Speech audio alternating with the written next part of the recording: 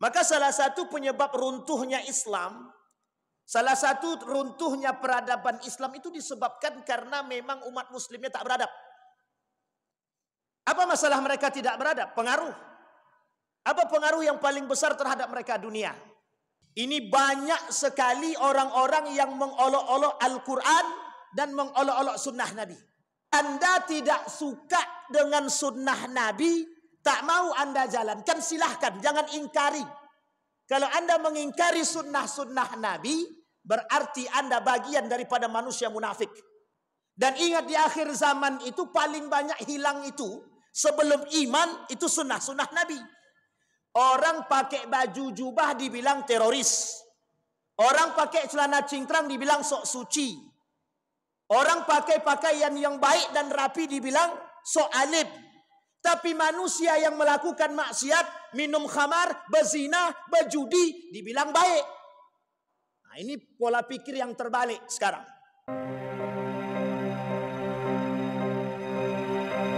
Assalamualaikum warahmatullahi wabarakatuh.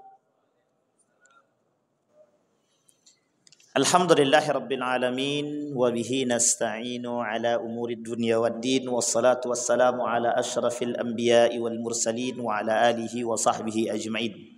Allahumma salli wa sallim wa barik ala hadzal nabiyil karim. Allahumma salli ala Muhammad wa ala ali Muhammad fil alamin innaka Hamidum Majid. Ya ayuhan nasu taqu rabbakum alladhi khalaqakum min nafsin wahidah wa khalaqa minha zawjaha wa batha minhuma rijalan katsiran wa nisaa'a wattaqullaha alladhi tasaaluna bihi wal arham innallaha kana 'alaikum raqiba. Wa qala Allah ta'ala ya ayyuhalladzina amanu taqullaha wa qulu qawlan sadida yuslih lakum a'malakum wa yaghfir lakum dhunubakum wa may yuti'illaha wa rasulahu faqad faza fawzan 'azima. Baik Bapak Ibu sekalian yang berbahagia, mudah-mudahan di zuhur hari ini Allah limpahkan rahmat dan karunia-Nya dan keberkahannya kepada kita semua. InsyaAllah kita yang hadir husnul khatimah, amin ya rabbal alamin. Baik Bapak Ibu sekalian yang berbahagia, kita lanjutkan kajian kita dalam perkataan Syekh Said Hawa tentang 20 hal yang membatalkan syahadat.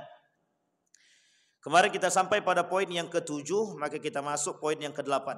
Kita ulang sedikit pada poin yang ke-7. Kata Allah di dalam Al-Quran, dalam poin yang ke-7 itu, kata Allah, وَالَّذِينَ كَفَرُوا فَتَسْأَلْ لَهُمْ وَأَضَلَّ أَعْمَالَهُمْ ذَلِكَ بِأَنَّهُمْ كَرِهُوا مَا أَنزَلَ اللَّهُ فَأَحْبَطَ أَعْمَالَهُمْ. Dan orang-orang kafir, maka kecelakaanlah bagi mereka dan Allah menghapus amal-amal mereka. Yang demikian itu adalah karena sesungguhnya mereka membenci atau benci kepada apa yang diturunkan oleh Allah. Lalu Allah menghapus semua amal-amal ibadah mereka.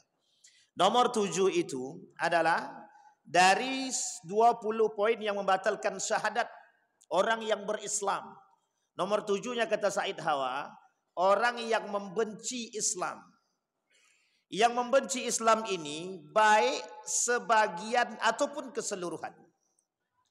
Ada golongan namanya, kelompok namanya Islamophobia.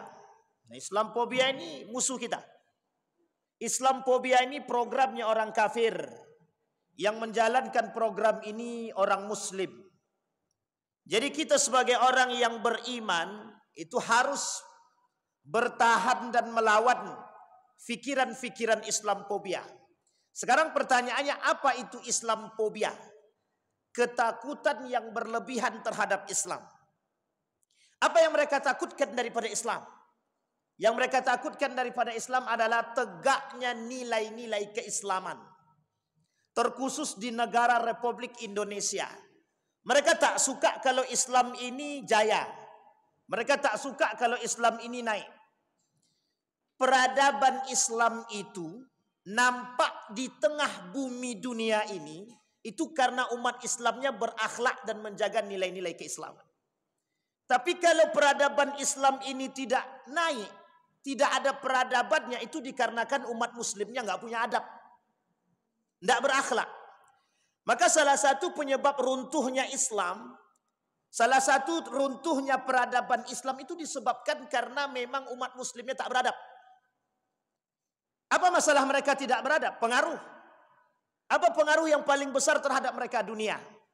lingkungan, pergaulan, dan lain sebagainya. Maka peradaban Islam itu diambil dari akar kata adab.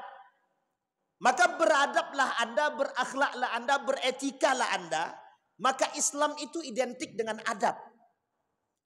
Ilmu tinggi tapi tak punya adab itu bukan Islam sebenarnya. Karena dalam Islam itu ilmu tinggi, agama tinggi. Sehingga sinkron antara ilmu dengan agama. Orang beragama beradab, orang berilmu beradab. Kalau orang berilmu tidak beradab, beragama tidak beradab, ada yang salah daripada agama dia. Dan orang-orang yang membenci kepada Islam ini nggak punya adab, nggak punya etika. Karena secara ilmu mereka tinggi, tapi secara adab nggak punya. Karena mereka benci. Salah satu keinginan Donald Trump itu adalah Islamic phobia atau Islamophobia, anti-Islam. Jadi kalau kita semua ini kebetulan yang hadir ada anak-anak muda.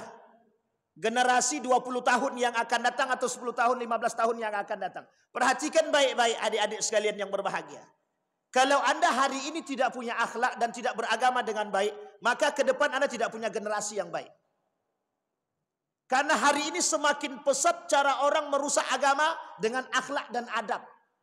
Yang dirusak bukan yang tua-tua. Yang dirusak itu yang muda-muda. Kenapa begitu? Karena yang paling mudah merusak itu yang muda-muda. Sehingga muda-muda ini kalau tak punya kekuatan iman, kalau tak punya adab yang baik, tak punya akhlak yang baik, tak cinta kepada Nabi, tak cinta kepada agamanya, tak cinta kepada Rasulnya, tak cinta kepada nilai-nilai agama, wah ini muskilah itu, rusak. Maka ini kebetulan ada generasi muda. Jadi bangga pula kita. Senang kita melihat generasi-generasi yang qalbuhu mu'allaq bil masajid.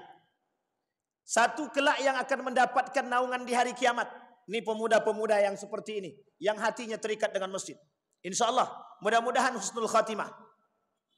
Tidak ada yang aminkan. Itu masalah tuh. Baik, Bapak Ibu sekalian yang berbahagia, kembali kepada poin tadi. Apa maksud, apa tujuan daripada Islamophobia? Tujuan daripada Islamophobia, mereka ingin menghancurkan Islam dan gak pengen Islam itu ada. Dan mereka nggak ingin kalau Islam itu berjaya. Dulu Islam pernah jaya, Golden Age of Islam, masa keemasan Islam. Tepatnya setelah runtuh Turki Utsmani. Itu masa sebelum runtuh Turki Utsmani sampai masa baginda Nabi Muhammad SAW, Islam paling berjaya. Tapi setelah itu naik Kemal Atatürk, sekulerisasi, menjauhkan agama daripada akhlak, menjauhkan agama dari pendidikan, politik, dan lain sebagainya. Ini yang terjadi hari ini. Namanya sekulerisasi. Terhadap siapa? Terhadap umat-umat muslim. Bukan hanya orang-orang non-muslim, tapi seluruhnya. Maka kita sebagai orang yang beriman wajib mempertahankan peradaban Islam. Terkhusus bagi generasi-generasi 20 tahun yang akan datang. Masa depan Anda. Wajib bagi kita mempertahankan masa depan kita. Nah, jangan sampai kebencian itu tertanam masuk dalam diri orang-orang Islam. Orang Islam yang benci kepada Islam namanya munafik. Orang munafik seperti ini itu yang menyebab rusaknya Islam. Jadi runtuhnya Islam hanya karena kenifakan mereka. Nah, ma'asyiral muslimin rahimakumullah. Ini penting untuk kita renungkan. Kata Allah, ada orang-orang yang memang membenci dengan apa yang Allah turunkan. Apa contohnya? Kebencian mereka terhadap apa yang Allah turunkan. Syariat Allah. Allah kata riba haram. Yang main riba makin banyak. Bunga bank tu kata majlis ulama haram. Yang main bunga bank makin banyak. Bukan makin sedikit. Narkoba tu haram. Bagian daripada yang memabukkan, yang main banyak. Ini unik. Minuman keras haram, memabukkan. Tapi yang main banyak, yang minum banyak. Pertanyaannya, apakah yang minum itu tidak punya akal? Apakah yang minum tidak punya iman? Ya, karena memang mereka tidak punya iman. Dan ini persoalan. Mereka memakan hal yang haram. Itu melanggar daripada syariat. Dan mereka tidak suka dengan syariat-syariat tersebut. Kata Allah di dalam Al-Quran, jangan kalian nikahi wanita yang beda agama atau laki-laki yang beda agama dinikahi juga. Nah, ini di poin penting. Orang-orangnya. Nah, apa kata mereka? Islam itu intoleran. Masih ingat betul dalam sejarah Islam ini diidentikan dengan teroris. Maka mereka mengatakan bahwa Islam ini agama teroris, agama jihadis. Itu kebencian mereka terhadap Islam. Yang membuat agama ini seperti teroris mereka, yang melabeli kita teroris mereka. Jadi kalau kita sendiri yang sepakat dengan label tersebut, berarti kita termasuk yang merusakkan Islam. Itu yang ketujuh. Yang kedelapan, mencintai dunia melebihi akhirat. Kata Said Hawa, termasuk salah satu yang membatalkan syahadat. Orang-orang yang tak bersyukur dengan nikmatnya Allah yang Allah berikan kepada mereka. Dan mereka lebihkan dunia daripada akhiratnya. Dan ini penting. Hari ini manusia mulia itu dengan harta, bukan dengan iman. Islam bilang, iman itu menyebabkan seseorang diangkat. Harga dirinya, harkat dan martabatnya dengan iman. Wa yada'u bihal akharin. Dan Allah akan menghinakan manusia-manusia yang tak beriman. Sekalipun kaya. Sekalipun berduit. Tapi bagi manusia akal, Tuhannya sudah adalah akal dan harta tadi. Bagi mereka harta itulah yang menyebab mereka mulia. Nah, ini penting. Itu yang ke-8. Sekarang yang ke-9. Kata Allah dalam Al-Quran. Yahdharul munafiquna an tunazzala alaihim suratun. Tunabbi'uhum bima fi qulubihim. Qul istuhzi'a. Kalimat ini Allah sebutkan dalam Al-Quran. Ada orang-orang yang mengolok-olok Al-Quran dan sunnah Nabi. Ini banyak. Ini banyak sekali orang-orang yang mengolok-olok Al-Quran dan mengolok-olok sunnah Nabi. Ini kita ambil contoh. Ini kita kasih tahu kepada kita semua. Anda tidak suka dengan sunnah Nabi, tak mau Anda jalankan, silahkan, jangan ingkari. Kalau Anda mengingkari sunnah-sunnah Nabi, berarti Anda bagian daripada manusia munafik. Kalau Anda mengingkari sunnah-sunnah Nabi, awas terjerumus dalam kekufuran. Orang bilang cadar itu sunnah, jangan bilang tidak sunnah. Orang bilang poligami itu sunnah, jangan bilang tidak sunnah. Dan ingat di akhir zaman itu paling banyak hilang itu sebelum iman itu sunnah Nabi. Orang pakai baju jubah dibilang teroris. Orang pakai celana cingkrang dibilang sok suci. Orang pakai pakaian yang baik dan rapi dibilang sok alim. Tapi manusia yang melakukan maksiat, minum khamar, berzina, berjudi dibilang baik. Nah, ini pola pikir yang terbalik sekarang di tengah umat manusia. Begitu mudahnya mereka merusak pola pikir kita dengan membalikkan fakta. Apa kata mereka? Orang yang berjudi, bermaksiat, kelak mereka akan menemukan titik temu kebaikan. Orang maksiat dipuji, orang beribadah kepada Allah dilecehkan. Coba bayangkan, coba kita fikirkan sederhana. Kenapa Allah turunkan azab COVID kepada kita? Cobaan wabah COVID. Itu karena salah satunya, karena kita menghina orang yang bercadar. Sehingga ketika dikasih COVID, semua bercadar. Baik laki-laki maupun perempuan bercadar semua. Justru kalau tidak bercadar, malah takut orang mendekatkan kita. Coba takut dekat sama kita kalau kita tak pakai masker, tak pakai cadar. Bayangkan, mudah bagi Allah membalikkan hal tersebut. Artinya apa? Wujud peremehan manusia terhadap sunnah Nabi berlebihan. Itu baru sunnah. Belum pada Al-Quran. Mereka mengolok-olok Al-Quran. Yastahzi'una billah wabiddin wabil Quran. Apa contohnya? Mereka bilang bahwa cerita-cerita dalam Al-Quran dongeng-dongeng belaka. Bahwa Al-Quran itu tipu daya Muhammad. Buatan-buatan Muhammad. Ada yang paling berbahaya di tengah umat muslim hari ini.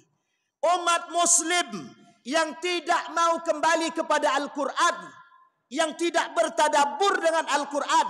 Itu bentuk pengolok-olokan terbesar terhadap Al-Quran dari kalangan umat muslim. Kami hafal Quran, hafalnya doang. Berakhlak seperti Al-Quran atau tidak? Itu istihza. Meremehkan dan mempermainkan Al-Quran. Jadi tak salah kalau Nabi bilang. Di dalam hadisnya itu. Kata Nabi, Islam akan hilang tinggal nama. La yabqal Islam illa ismu wa la yabqal Quran illa rasmuh. Islam itu hilang kecuali tinggal namanya saja. Al-Quran hilang tinggal tulisan. Kenapa kok tinggal tulisan? Karena orang mengerti Al-Quran saja, tapi tak pernah dia hafal, tak pernah dia baca. Kalaupun dia baca, tapi dia tak amalkan. Ada kelompok namanya Khawarij. Yaqra'una Al-Quran hatta fi unuq. Baca Quran cuma sampai di tenggorokan, tak paham makna Al-Quran. Dan itu ada nama kelompoknya Khawarij. Fasih, lebih fasih daripada kita lagi. Sangat fasih. Dan orang-orang Khawarij ini sangat fasih. Kalau diceritakan tentang ibadahnya lebih alim daripada kita dalam bentuk ibadah. Tapi gaya pemahaman mereka justru membunuh sesama muslim karena Allah. Justru saling mengkafirkan antara satu dan yang lain karena Allah. Dan ini mustahil, Pak. Di dalam Islam yang diajarkan etik akhlak bukan ilmu saja. Islam mengajarkan manusia beragama, berakhlak. Jadi kelak yang menghilangkan Al-Quran siapa? Ada seorang penghafal Quran, perempuan. Mengaku hafal Quran. Dia lecehkan Al-Quran. Apa dia kata Al-Quran? Al-Quran itu adalah cerita-cerita dongeng. Al-Quran itu buatan-buatan Muhammad. Apa kata dia? Bahwa Al-Quran ini tak ada pentingnya menjadi penghafal Quran. Orang yang menghafal Quran itu kata mereka, itu tingkat IQ terendah dalam tingkat keilmuan. Coba bayangkan. Profesor Dr. Haji Yunahar Ilyas yang bukunya saya kutip hari ini. Apa kata beliau? Aku saja yang bergelar profesor mengakui kehebatan para penghafal Quran. Ini ada orang yang baru menghafal Quran. Dia kata tidak ada gunanya menjadi penghafal Quran. Orang yang menghafal tingkat keilmuannya itu, kognitifnya itu tingkat terendah. Coba bayangkan. Uniknya pengikutnya ratusan ribu sampai jutaan itu yang nonton itu. Coba bayangkan. Kalau generasi-generasi kita nggak kenal Quran 20 tahun yang akan datang, bisa jadi 30 tahun yang akan datang generasi ke depan nggak kenal dengan Al-Quran. Pola pikir yang mempengaruhi seperti ini. Ini kasus liberalisasi atau liberalisme, sekularisasi atau sekularisme. Bukan salah kita, Pak. Maka saya semangat sekali siang ini karena banyak generasi muda. Jadi enak mencekokinya, Pak. Kenapa begitu? Karena yang menghilangkan Islam dari tubuh Islam itu umat muslim. Yang menghilangkan Al-Quran dari tubuh umat muslim itu adalah umat muslim itu sendiri. Dan yang merusak sunnah-sunnah Nabi di tengah umat muslim itu sendiri. Coba bayangkan. Sunnah masuk ke dalam masjid itu ngapain? Salat sunnah. Kita tidak laksanakan salat sunnah. Hari ini salat sunnah kita tak lakukan. Besok yang dilakukan orang yang wajib-wajib saja. Perhatikan, wajibnya saja bisa terkikis apalagi sunnah. Nah, ini penting, Pak. Kenapa saya katakan demikian? Karena begitu faktanya, Pak. Betapa mudahnya orang melupakan sunnah-sunnah Nabi. Masuk masjid kaki kanan, masuk kamar mandi kaki apa, dan ada sunnahnya, ada doanya, ada. Tapi bagi orang sekarang masuk kamar mandi aja harus pakai doa. Segala harus diatur, tidur harus diatur, makan harus diatur. Jadi besok sunnah-sunnah yang seperti ini hilang. Hilang. Sedikit demi sedikit. Tapi kata Nabi memang begitu. Itu sunnahnya kata Nabi. Dalam hadisnya disebutkan. Kelak di akhir zaman. La taqumus sa'ah. Hatta yadhaba minkum. Akan pergi daripada kalian sunnahku sedikit demi sedikit. Yang uniknya. Sunnah Nabi hilang. Tapi sunnahnya perbuatan orang kafir orientalis. Itu justru lebih berbahaya. Apa kata Nabi? La tattabi'adna min ummati sunana man qablikum. Kelak akan mengikuti dari umatku sedikit demi sedikit tradisi-tradisi jahiliyah. Kemudian sahabat bertanya, apakah itu Persia dan Roma? Kata Nabi, waman? Siapa lagi? Dalam riwayat yang lain kata Nabi, Nasara wal Yahud. Ya, kalau bukan mereka siapa lagi kata Nabi. Jadi kelak tradisi yang naik, tradisi Nasrani dan Yahudi, bukan tradisi Islam. Di tengah siapa? Di tengah umat muslim. Sunnah Nabi hilang, tapi tradisi jahiliyah Yahudi Nasrani berkembang. Siapa yang mengembangkan? Umat muslim. Anti terhadap Islam, anti terhadap sunnah Nabi, tapi cinta kepada tradisi-tradisi Yahudi dan Nasrani. Ini poin penting, Pak, pengingat bagi kita. Dan Nabi menyampaikan dalam hadisnya. Kenapa Nabi sampaikan? Sampai-sampai para sahabat bertanya kepada Nabi, ya Nabi, bisa tidak engkau berdoa kepada Allah, matikan kami agar tak bertemu dengan zaman itu. Kata Nabi, kalian tenang. Kalian tidak akan ketemu. Yang ketemu itu setelah kalian. Inilah yang disebut dengan akhir zaman. Orang yang tidak suka dengan sunnah-sunnah Nabi, tapi mereka meninggikan sunnah-sunnah yang lain. Apa sunnah yang lain? Tradisi jahiliyah, tradisi Nasrani. Mudah-mudahan bermanfaat. Yang bisa kita ambil petik dan bisa kita jadikan pedoman dalam kehidupan untuk mempertahankan akidah dan mempertahankan sunnah-sunnah baginda Nabi Muhammad sallallahu alaihi wasallam. Fa'tabiru ya ulil absar la'allakum tuflihun. Assalamualaikum warahmatullahi wabarakatuh.